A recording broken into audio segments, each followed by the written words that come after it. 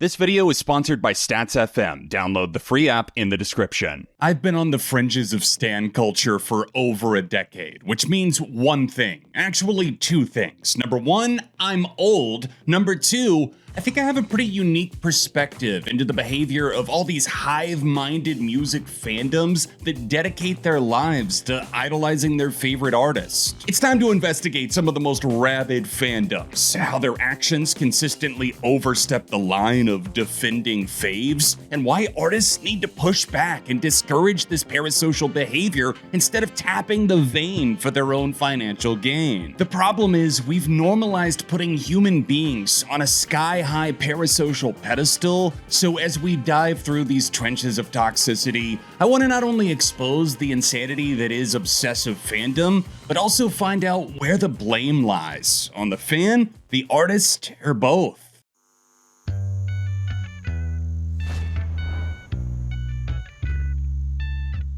Hey neighbor, thanks for stopping by. My name is John, and with the return of 7 on Sunday, I wanted to dive into the murky-ass swamp water that is music fandom. Toxicity to me is not only a classic System of a Down album, it's when a fandom acts like a hive-minded beast with one dominating mantra: spend, spam, protect, attack, stream. All aboard the SS Pass. I know that this is the minority of people in these fandoms. I'm sure a lot of you are lovely, but the loudest, most deranged voices speak the loudest, and that cruel minority can tarnish an artist's reputation.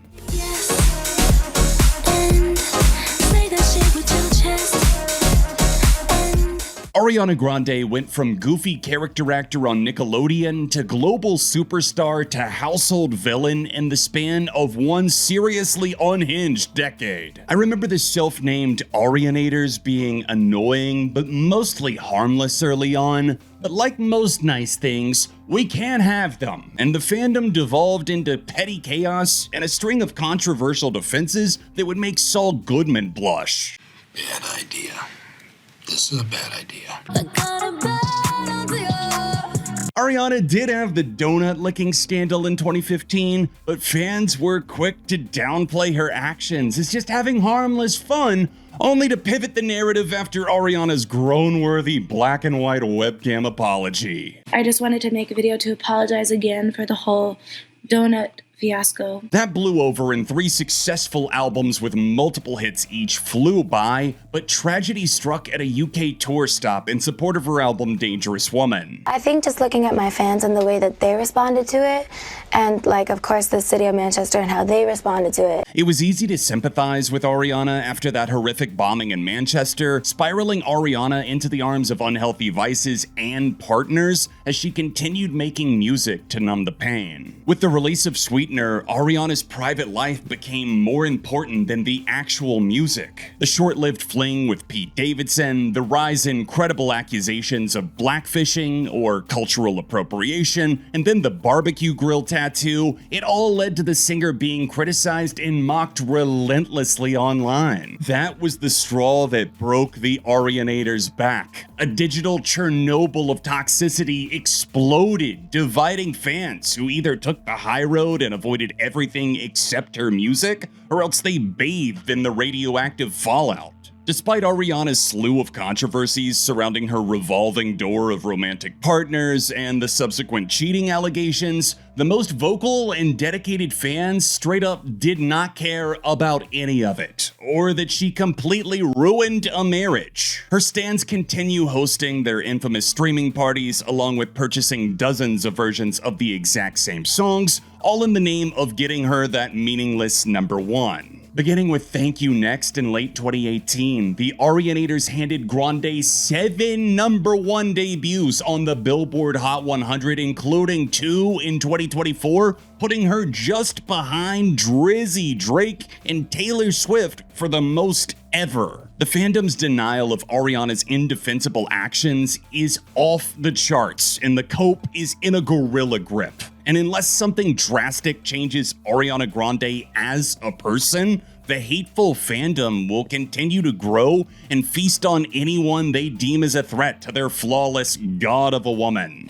I've been keeping some form of music log or journal since the mid-2000s because I'm a music nerd, but also because I love tracking what I'm listening to and loving the most, and that's why I'm excited to partner with my favorite music tracking app, statsfm. Instead of waiting until the end of the year to see your top tracks and artists, statsfm gives you the Spotify-wrapped experience all year round. I check in regularly to see my stats, which are always changing given the amount of music I cover, and I love that they generate an image for you to share out to social media with your top 5 artists and songs. Every month looks different. You can import your listening data from Spotify or Apple Music, which is definitely my favorite feature. It helps me rediscover songs and even albums that I haven't listened to in years. Add friends to compare stats, explore your music history, take quizzes, or discover music right on the landing page. It's a good time over here. I've been using statsfm for a few years at this point, so trust me when I say you guys will love this app. Download statsfm in the description or the pinned comment, and make sure to add me on the app at ARTV and see how my stats line up to yours. Thank you to statsfm for sponsoring this video. Come join a growing community of dedicated music trackers. Now let's get back into the trenches.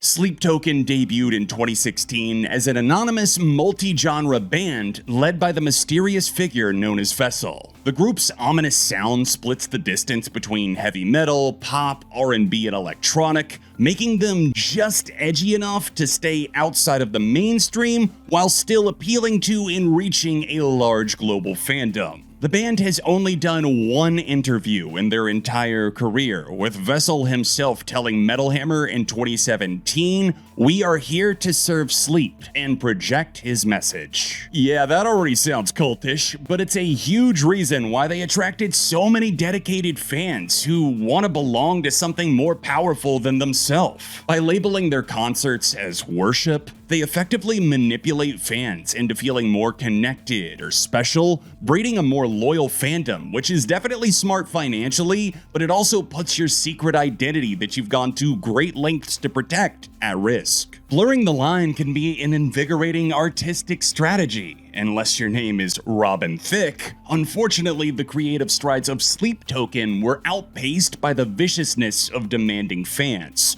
Ones who think they deserve to know everything about these people they supposedly love, who clearly went to great lengths to keep all that info private. 2023 was a huge year for the band, leading up to their most successful album, Take Me Back to Eden. But it came with the price of the public learning the identity of 3 out of 4 members. Anonymity fuels curiosity, but it also feeds a very dark corner of deranged fans, willing to leak old YouTube videos, high school photos, birth certificates, private messages, and anything else they can get their hands on. Worshippers are continuously spawning higher numbers thanks to a popular Discord server and the band's emotionally resonant, community-driven lyrics, so I really hope the hype settles a bit in order for the temperature to go down a little bit all around, because on all sides, the fans, the haters of the band, the gatekeepers, and the in-betweens, it's gotten a little bit out of hand.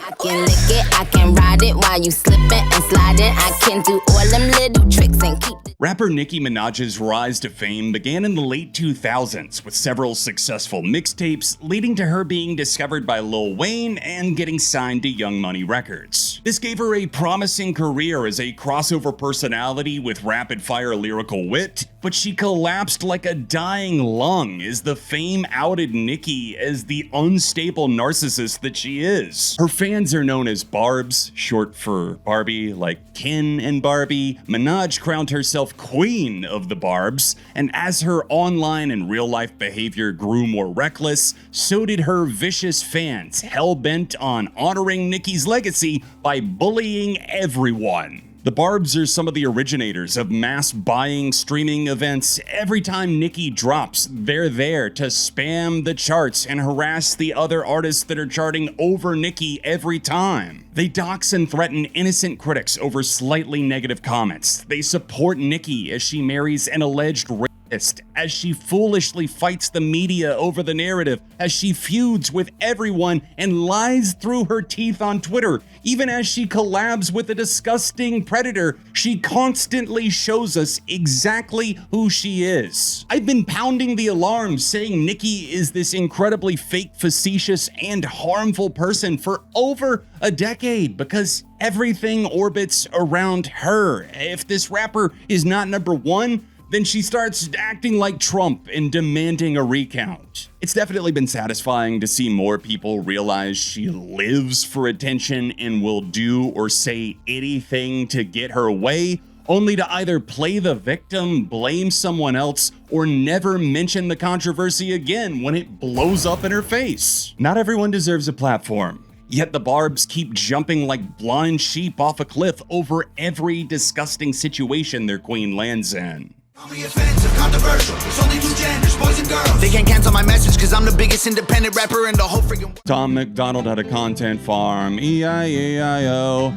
and on that content farm he grew Hate Division and this 8-album combo, yours for just 95 American dollars. Shit, that's right, I'm poor. I'm gonna have to do the payment plan. I'm going full mask off on this one, so hold on to your hog, fire up that iTunes app you haven't used since 2013, and praise be to he. The rapper constantly flexes his status as a successful iTunes chart-topping independent artist, which might be cool if iTunes weren't deader than a doornail in the 2020s, and if this wasn't coming from a brain-dead parrot who cycles through the same 5 topics ad nauseum. This free-thinking Canadian yap rapper zip-zaps around right-wing talking points while hilariously claiming he's just a centrist over some of the most boring flows and generic-ass stock beats known to man. Politics are the oldest grift in the book. The man can't even vote here in America, yet people are hard eyes for evil Macklemore because Trump good, woke bad? Tom made a conscious choice in 2017 to exclusively pander his music to his right-wing fans. Why? Because those are the same people dumb enough to give Donald J. Trump $45 every time he blasts out an email whining about how much he's hated. One quick zoom through Tom's merch tells you all you need to know about this fake-ass jabroni and the type of fan he attracts. It's incredibly effective since these people only hear what they want to believe, so reinforcing their viewpoints with inflammatory raps unites angry incels and crusty old grandpas alike in their support and worship of Tom MacDonald. His fans jump through endless hoops to justify their love and support for the rapper, but it's rare that you actually find anyone that can articulate what it is they like about Tom outside of his status as CEO of the tortured white victims complex department. When the grift dries up, believe me, that's gonna happen. Tom MacDonald's gonna drop the Hangover gang faster than a megachurch pastor can hop in his private jet, and you'll be left holding the bag with 8 albums inside, only $95. Buy now. I know you're wondering, how is your brain still functioning after researching all of this fandom degeneracy? And truth be told, it's not. It's shattering into a million pieces, and the only cure is to dropkick the like button while subscribing. That's right. Oh, and you also have to follow me on Instagram at ARTVJohn, or else I'm quitting YouTube to join the army. Not that one. This one. Shining through the city with a little funky song. So I'ma light it up like dynamite. You're watching 7 on Sunday, and there's 7 members in BTS. Coincidence? I think not. BTS is a South Korean boy band manufactured by Big Hit Entertainment in 2013, with its members being RM, Jin, Suga, J-Hope, Jimin, V, and Jungkook. The group is made up of guys who sing, rap, and dance against a sparkling, clean background deflects that pre-made, corporate-tested, relatable image that makes them extremely marketable to chronically online people everywhere. They call themselves ARMY, insert the members into every conversation, and they're easy to spot by the bio and K-pop member profile pic alone. The movement multiplied from success in South Korea and Japan to them charting globally by 2016's Wings. From there, their unparalleled social media following made BTS impossible to miss. Everybody wanted a slice of the pie, and the toxic positivity became an instant problem. K-pop fandom is unholy. Do not underestimate the danger they pose. They'll ruin your life for so much as side-eyeing their fave the wrong way. Almost like they become possessed when they become a fan, and the idols are feeding them this buy, stream, defend mantra. It lures you in by connecting you to new friends through music, fashion, and community. You start buying everything they sell, cup sleeves, Polaroids, 18 versions of the same album. Suddenly, your room is stacked full of plastic junk,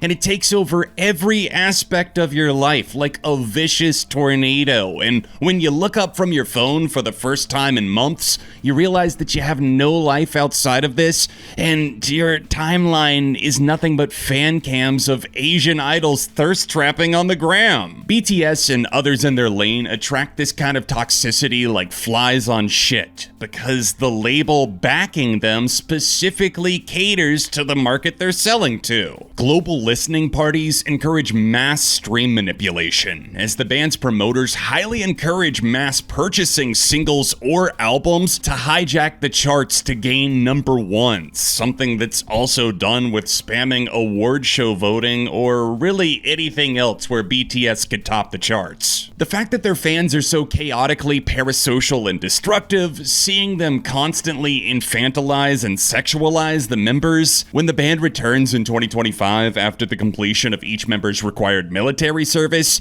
expect all hell to break loose as BTS ARMY returns to the battlefield with new recruits, a chart-topping mission, and even bigger cardboard cutouts to pose with, which definitely aren't creepy or pathetic at all.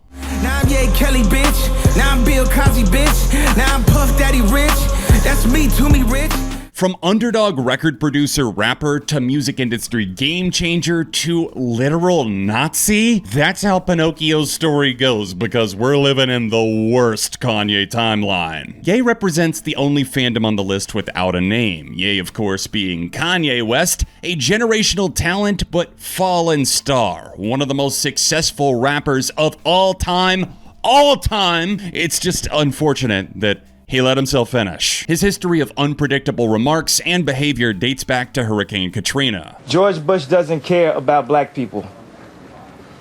From there, we have an infamous outburst at the 2009 VMAs, multiple onstage meltdowns, and a lot of unhealed trauma from the loss of his mother, Donda. It all made the 2010s a very unstable time for the self-proclaimed genius. Fans were always quick to bark back that the music and his golden ear for production is what makes him worth keeping around, no matter how dangerous he becomes to himself or others. Ye the Goat, no cap, became a rally cry for a new breed of fan, one that wants to see him go off the meds and start spewing whatever offensive shit comes to mind because that's more entertaining. The divorce from Kim Kardashian made matters even worse, rocketing Kanye's lunacy into orbit as he showed praise for Hitler, harassed his ex, pumped out a few shitty fragmented albums, and just a huge list of indefensible bullshit. You can keep stacking incidents to make it even more damning, whether that's him threatening physical violence against Pete Davidson, manically ranting to an absent Jay-Z on stage, chilling with white supremacists, making incredibly anti-Semitic posts, including going DEFCON 3 on Jews,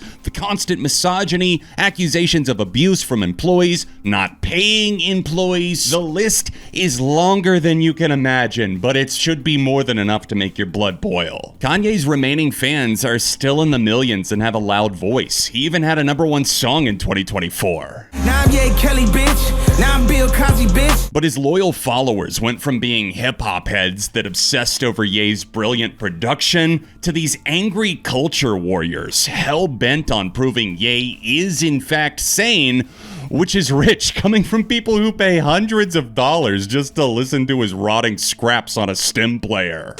Wait. Some of the toxic fandoms are feeling left out, and that's not cool. Let me quickly shout out a few more truly heinous fandoms before getting to number 1. Beyonce's Bayhive has an ugly reputation for a good reason. 30 Seconds to Mars and the Echelon cult are up there because they worship Jared Leto. Playboy Cardi fans known as Vamps, they definitely suck. Melanie Martinez and the Crybabies come to mind immediately. And I can't forget my faves over at Team Breezy. Come on, baby. It's human shitbag Chris Brown, and he was so close to making this list. Definitely let me know with a like on the video if you want to see me do a part 2. It's me. Hi, I'm the problem. It's me. We're a long way from the Christmas tree farm in Pennsylvania now, but hey, no worries. I'll just hop on a 30-minute private jet flight, but don't track me or I'll sue you. Taylor Swift needs no introduction. You know her. She's everywhere, inescapable, breaking every record in everything ever, probably. She's one of the highest-selling, most successful, chart-topping, #1 clutching artists of all time, and the single most famous person to emerge in the 21st century so far. Her fans are called Swifties, a name the fandom gave itself long ago when Taylor was just a rising country music star. The lane switch to pop music happened on Red in 2012, proving to be so successful, she confidently left country behind for the mainstream on its blockbuster follow-up 1989. It's understandable why the pressure that comes with constant scrutiny eventually made Taylor lash out at her critics and haters. I don't blame her, but in turn, that sounded some sort of silent alarm for Swifties to activate a pettier side of the fandom that dueled with anyone that dares speak down on Taylor. Even though streaming completely dominated the industry in the next decade, Taylor remained incredibly relevant by packing in Easter eggs, giving fans something deeper to look for in the album's intimate lyrics, and also her combination of genres. Taylor's marketing shifted after the release of Lover, taking advantage of the vinyl resurgence by releasing dozens of colored variants and pushing fans to buy multiple versions along with some insanely overpriced merch. We call Tay-Tay the capitalism queen around here. She can't stop, won't stop doing whatever it takes to make as much money as possible from her fans while she's still at the height of her fame. The Eras World Tour, the Eras Tour merch, the Eras Tour concert film in theaters, the Eras Tour on digital demand. Own it for only $19.99. Oh wait, it's only a rental? Now it's available to purchase. Now it's on Disney Plus. Do you see how she just sold you the same thing 5 times? Swifties take home the crown as the most toxic fandom because of their size, harassment of other often female-skewing fandoms, cult-like rituals, insufferable attitudes, and a tendency of making Taylor Swift their entire personality. No such thing as an ethical billionaire, and the breadcrumb trail gets more obvious every year. But the rest of that's gonna have to wait for another video that I'm planning for the near future. What do you think is the most toxic music fandom? Drop a comment, let me know, and maybe they'll show up in part 2. Hope you guys enjoyed this episode of SOS. Keep the watch party rolling with a few similar videos here, and I'll see you next time.